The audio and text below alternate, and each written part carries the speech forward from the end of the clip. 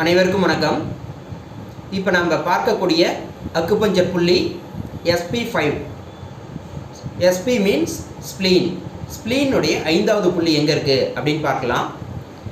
இது நம்மளுடைய கால் பாதம். கால் பாதத்தினுடைய சைடில் பாருங்கள், கணுக்கால் மூட்டு இருக்கும்.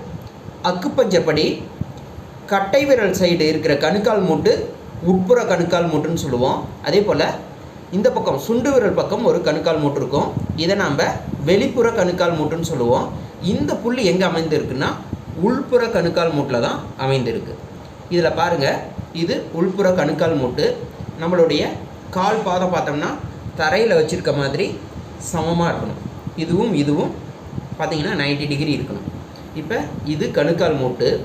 இந்த கணுக்கால் மூட்டுக்கு கீழ் விளிம்பு இருக்கு இல்லையா, கீழ் விளிம்பில் ஹரிஜாண்டலாக ஒரு கோடு போடுறோம், இந்த மூட்டை ஒட்டினபடி. அதே போல் கணுக்கால் மூட்டினுடைய முன்புறம், அதாவது பாதம் இருக்கு இல்லையா, அந்த பக்கம் இந்த கணுக்கால் மூட்டை ஒட்டியவாறு செங்குத்தா, அதாவது வெர்டிக்கலாக ஒரு கோடு போடுறோம்.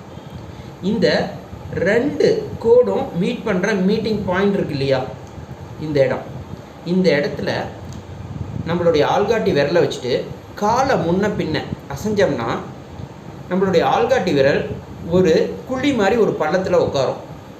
அந்த பள்ளம் தான் பாயிண்ட், SP5. ஓகேவா? இதுதான் பாயிண்ட். இந்த புள்ளியினுடைய சைனீஸ் நேம் பார்த்தீங்கன்னா ஷாங் குய் அப்படின்னு சொல்லுவோம். இதனுடைய இங்கிலீஷ் நேம் ஷாங் மவுண்ட் அப்படின்னு சொல்லுவோம். நன்றி, வணக்கம்.